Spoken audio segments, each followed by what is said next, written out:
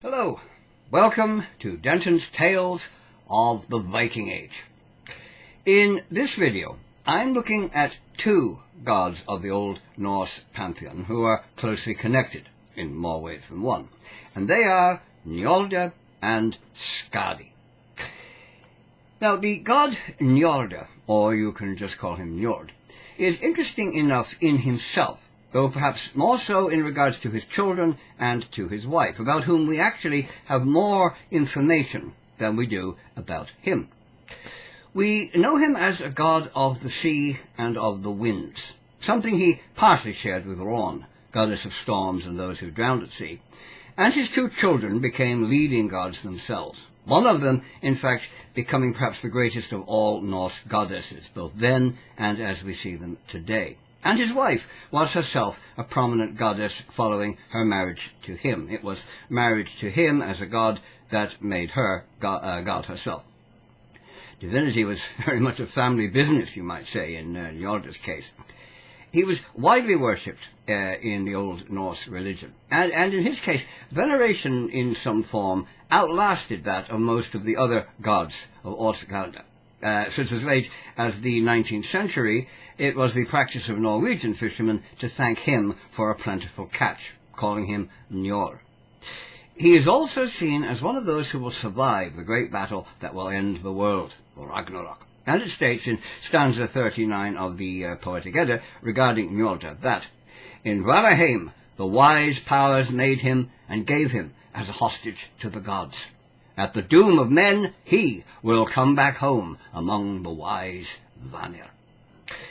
Now, as I mentioned, Njord is seen as a god of the sea. He is associated with seafaring and merchants traveling by sea, with fishing, wind, and for some reason with crop fertility. Though quite what crops had to do with the sea, I really don't know. Seawater wouldn't do much, I should think, for your crops. And he is also associated with the bestowal of wealth. Very wealthy people in Scandinavia are often said to be as rich as Njord. It was said he could calm the waters, possibly when Ran had thrown a little tantrum and maybe stirred them up a bit. So he would have been invoked by travellers about to put to sea, asking his protection. Now, we have to be a bit careful in assigning specific duties to the Norse gods. You know, they weren't quite like the gods of Greece.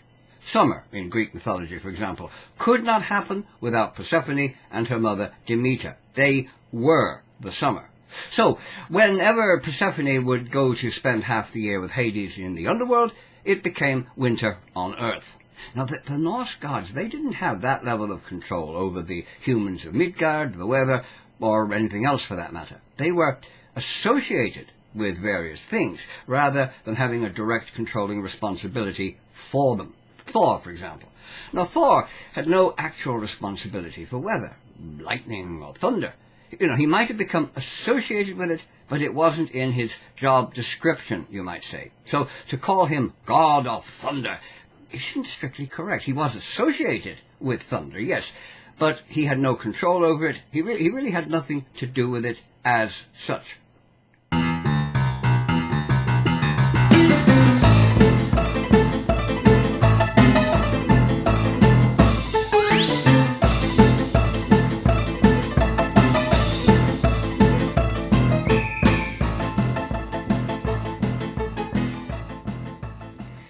Now, there were two races, or you could see them as tribes, of gods, the Aesir and the Vanir. And Njord was a principal member of the Vanir gods, and he had two children by an unnamed sister, a son, Freyr, and a daughter, Freyja.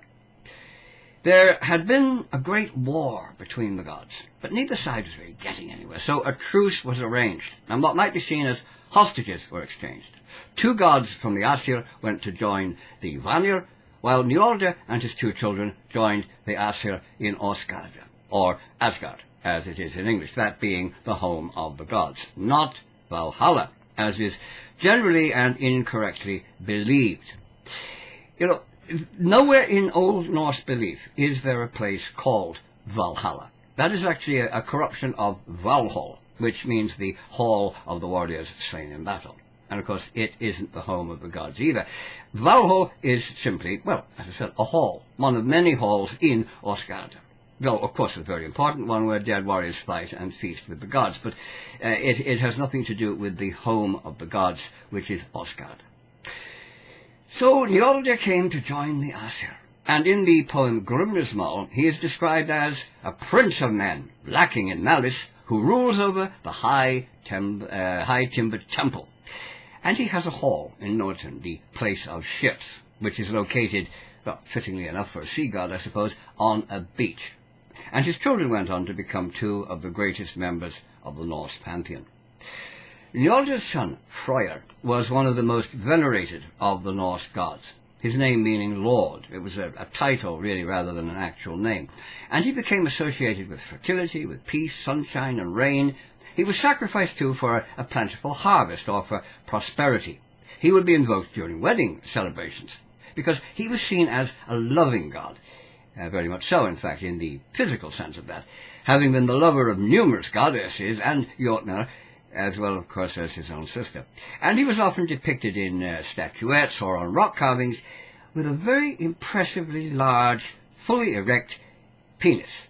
Yes, and of course, moving rapidly on from that, he rode on a great golden boar called Gullinbusti, or Golden Bristles, and he was also drawn in a chariot by two boars. His sister, Freyja, whose name means lady, now, like her brother, a title really rather than a name as such, they were the Lord and the Lady, she became probably the greatest goddess of Asgard, and the best known to us today, seen as a kindly and caring goddess, associated with everything romantic and loving, the act of love itself, intimacy, fertility, beautiful things, a goddess who enjoyed listening to love poems, and was said by Odin himself to be one that lovers should pray to. Like her brother, she was, well, quite free, one might say, with her romantic favours, and was accused by Loki of sleeping with all the gods, some of the elves, and her own brother, which of course was perfectly true. She also brought the magic art of sailor to Asgard, being seen as the first Volva. Like her brother, she too rode on a boar. It was called Hildisvini, battle swine, when she wasn't being drawn in a chariot, though in her case her chariot was pulled by two cats. She also took half of the warriors killed in battle, who were brought to Asgard by the Valkyria, entertaining them in her own hall, which was known as Seframir. Freyja being Freyja, it would seem likely that she, well, perhaps gave them her personal attention, you might say, when it came to making their stay in her hall a pleasant one, which I'm sure it probably was. So, Njörð and his children were now gods of not just the Vanir, but of Asgard as well. Honorary members, you might say, of the Aesir, finding themselves quite literally on top of the world. But, then events took place that had nothing to do with Njörð himself, but would have a considerable effect on him. There was a Jotun, or giant, named Thiazi, and he lived in a hall called Threinheim, the home of thunder, located high in the mountains of Jotunheim, the realm of the giants. Now, giants. Before we go any further, Norse giants were not huge, massive creatures like the giants in, say, Game of Thrones or Jack and the Beanstalk. No, they weren't. They weren't actually generally any bigger than anyone else. They were pretty much the same as other people. And the term Jotun, singular, or Jotnar, plural, comes from a root meaning to eat, to consume, perhaps to consume a great deal. So perhaps they should be seen as big eaters, gluttons even, if you like, rather than as the usual fairy tale idea of giants as something enormous, fee, fi, fo, fum sort of thing. The translation of Jotun as giant is really rather unfortunate. And while they were often regarded as, a bit undesirable, perhaps, not always particularly nice or trustworthy, nevertheless, they actually intermarried with the gods. Thor was the son of Odin and a Jotun woman, for example, and both of Tyr's parents were Jotnar, making him a Jotun himself by birth. Now, this Thiazi had a very interesting habit of flying around in the form of an eagle, which is a neat trick if you can do it. And on one of his little raptor excursions, he flew probably a bit too low. And as he skimmed along, he was hit with a stick by Loki. Well, of course, Loki would have to get into this. Now, Thiazi flew up, But Loki couldn't let go. He and the stick were magically attached to the bird, and he was pulled high into the air, being slammed against trees and rocks, but unable to let go no matter how hard he tried. The eagle offered to release him on condition that Loki would help him to kidnap Idunn and her magic apples of youth. Rising higher and higher into the sky as he was, Loki agrees, and the eagle then returned him to the ground.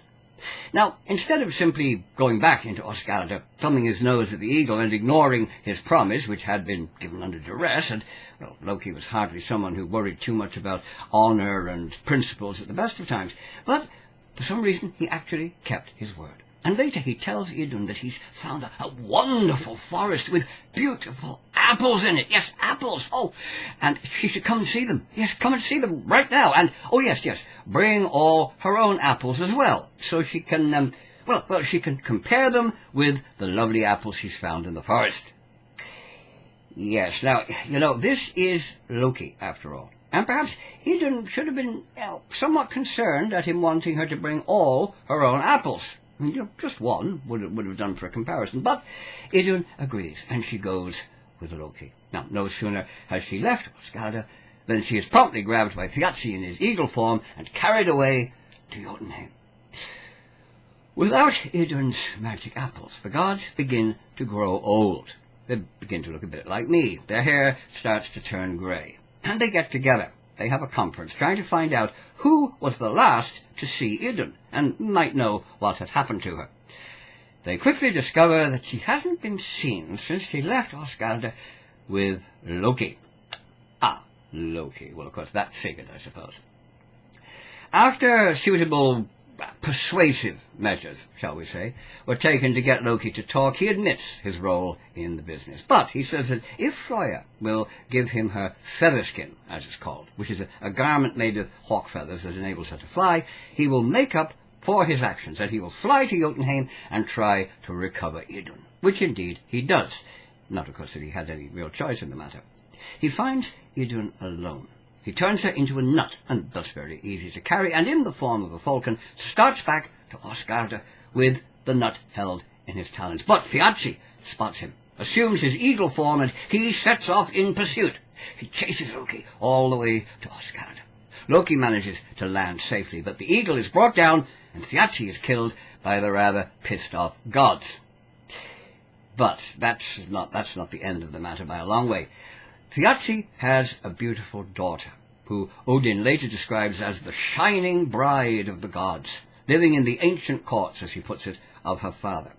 And her name was Skadi, a powerful woman who delighted in hunting with her bow and skiing amid the snow-covered mountains.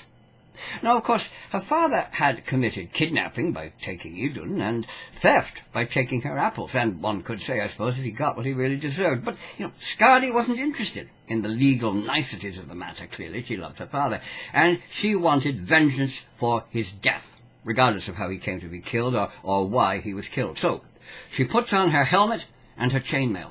She takes what are described as her war weapons, and she goes to Asgard looking for blood.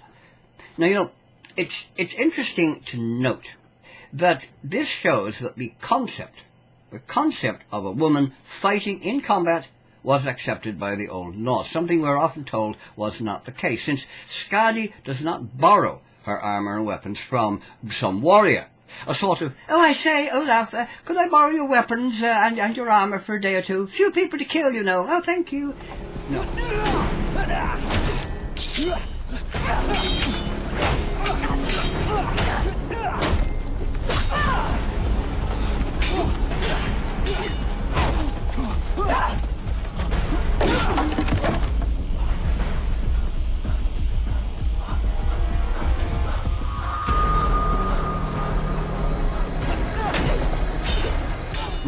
No, it's nothing like that. They are her own, and they are military equipment, not something that she hunts with. You don't dress up in chainmail and a helmet and take a shield and all that if you're going out to hunt rabbits or something.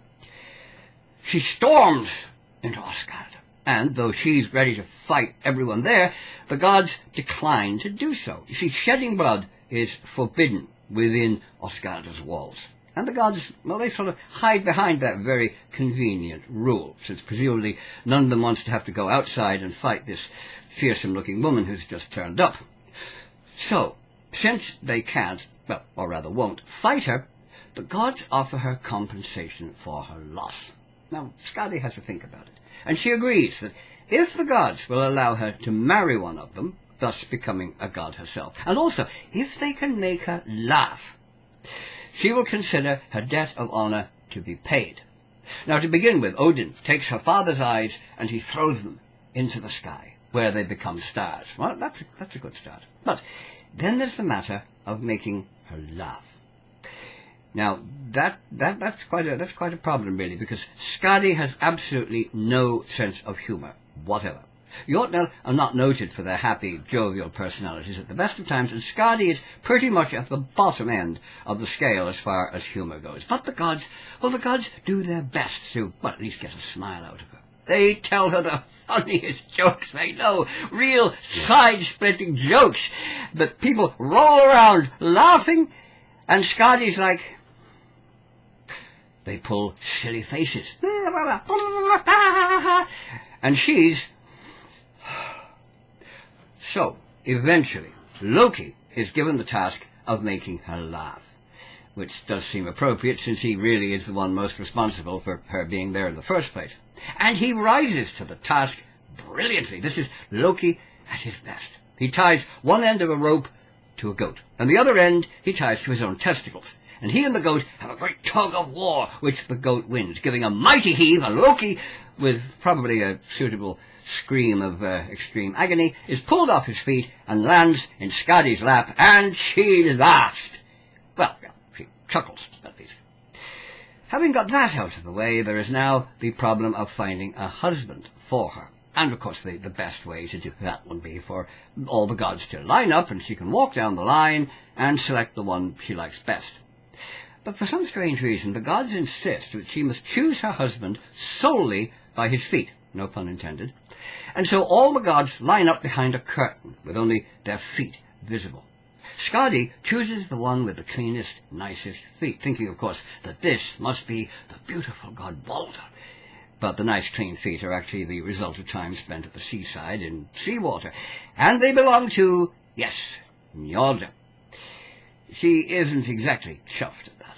Balder would have been her preference, so of course he was married to Nanna at the time, but I mean, who cares about little details like that?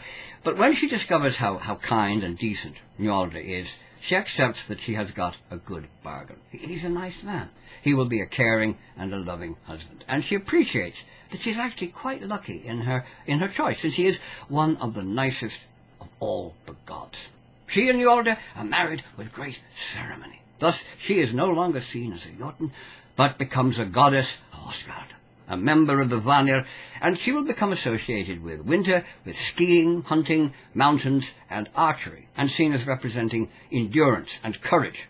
And you know, Skadi is a very good example of what I said earlier about the Norse gods and their apparent roles, since she is often called the goddess of winter. But of course she has nothing whatsoever to do with winter as such. She does not cause it, she does not control it, she doesn't say when it will begin or end. And it is merely her home in the snow-covered mountains and her activities such as skiing and hunting in the conditions of winter that give her an association with it. She may represent it in a symbolic manner, but that is all. So she and Njörðr are now husband and wife. Asgard has a new goddess among its ranks, and she willingly accepts Freyr and Froya as her stepchildren. But where shall the couple live? Now that's the first little crack in the marriage, since they come from vastly differing backgrounds. And they can't agree on that rather important matter. Where do they live? She wanting to reside in her father's dark thunder home, high up in the cold and the wind of the mountains where the snow never melts, where she feels at home and she can ski and hunt, while he wants to live in the lovely, warm, bright place of ships on the seashore, enjoying the sound of the waves and the feel of the sand on his feet and the cries of the seabirds. But they reach a seemingly sensible compromise. They will stay first in one and then in the other. So to begin with, they travel to Thrymheim, where they stay for 9 nights. It's bitterly cold, the sky is grey, the snow lies deep all around, just the way Skadi likes it. But Njörð is not impressed. Oh no. And when they come back, he complains. Hateful for me are the mountains. I was not long there, only 9 nights. The howling of the wolves sounded ugly to me after the song of the swans. So they spend the next 9 nights in Njörd. Njörd delighted with the sand and the sea and the cries of the seabirds, but this time it is Skadi who complains, very strongly indeed. Sleep I could not on the seabeds for the screeching of the bird. That gull wakes me when from the wide sea he comes each morning. There was a translation of the Poetic Edda. It was published in 1908 and called the Elder or Poetic Edda. And it was very well illustrated by William Gershom Collingwood, an English artist, author, antiquary, and professor of fine arts. And 2 of his illustrations for the book represent that part of the story, and they capture the emotions of the 2 characters perfectly, in my opinion. I think that they're brilliant illustrations. One of them shows Njörd staring out to sea, visible in the distance, as he sits in the mountains beside a sleeping Skadi. It's entitled Njord's Desire of the Sea. And the second illustration shows Skadi reaching up towards her mountains, as Njörd lies beside her on the beach, with the irritating gulls flying around her, entitled Skadi's Longing for the Mountain. They're very, very fine illustrations, I think, and they're in the public domain. So, after a mere 18 days of living together in a state of rather less than marital bliss, the couple realize they are incompatible, and they separate. Not due to anything bad about either one of them personally. They are both very nice people, but they are totally mismatched. She returns to her mountains, and he to the seashore. Though obviously she does return to Skadi on occasions and have dealings with the other gods. She is still a goddess of the Vanir after all, as we see in the poem Loki from the Poetic Edda, where she is present at a feast which is given by the Jotun Njörð, a sea god and the husband of Ron, who frequently hosts the gods in his hall. Now Odin attends the feast, as do Sif, Bragi and his wife Idunn, Tyr, and Njörð, of course, is there along with Skadi, Freyr and Freyja, as well as Odin's son Vidar, and a number of other gods, as well as some of the elves, though Thor is late in arriving. Now Loki gets the proceedings off to a great start by killing a servant, and he is promptly thrown out by the gods. But, Loki being Loki, he returns, demanding that the rules of hospitality be applied to him. I want the rules of hospitality, he says. Rather, of course, ignoring his own considerable lack of hospitality towards the unfortunate servant. And Bragi, quite rightly, tells him he isn't welcome, go away. But eventually, Vidar makes a space for him and pours him a drink, presumably to shut him up.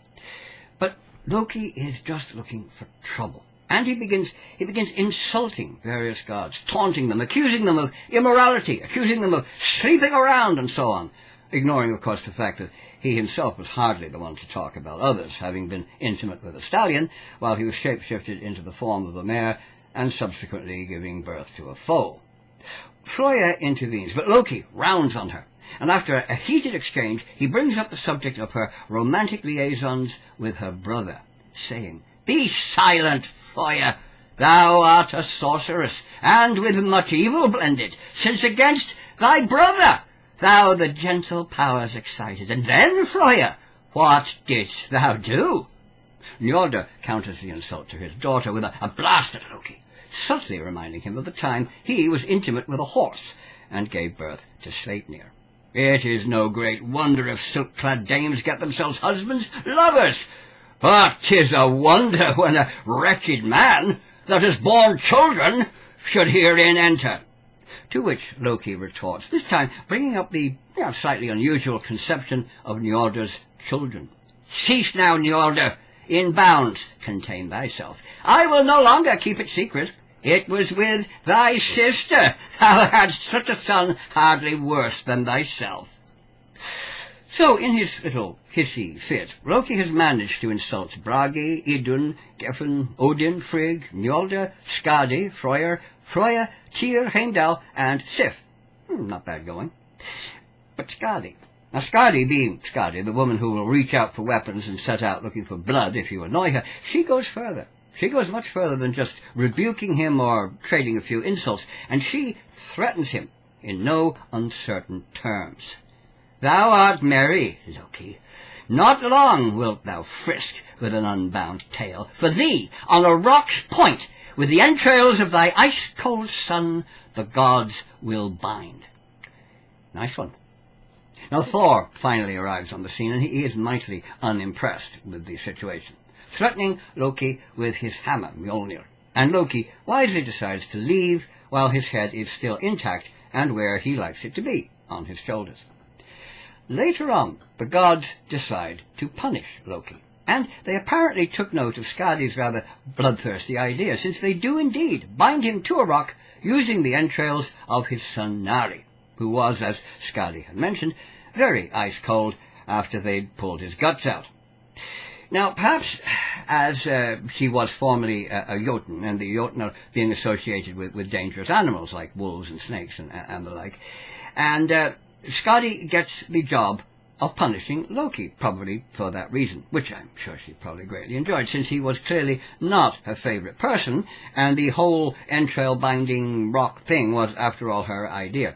And she adds the finishing touch by putting a venomous snake directly over his face, a snake constantly dripping venom from its fangs, as Loki's wife, Sigyn, has to sit and hold a basin beneath the snake to try and catch the venom. But each time the basin is full, of course, she has to empty it, thus allowing the venom to fall onto Loki's face.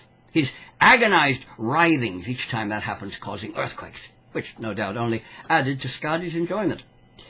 Now, there really isn't anything further that one can say regarding Njord himself, since, as I said at the start, we have more detailed information about his family than we do about him, surprisingly perhaps, given the importance he seems to have enjoyed in the Old Norse pantheon.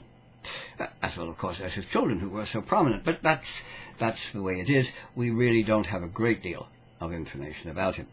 So, until next time, it only remains for me to say farewell, goodbye for now.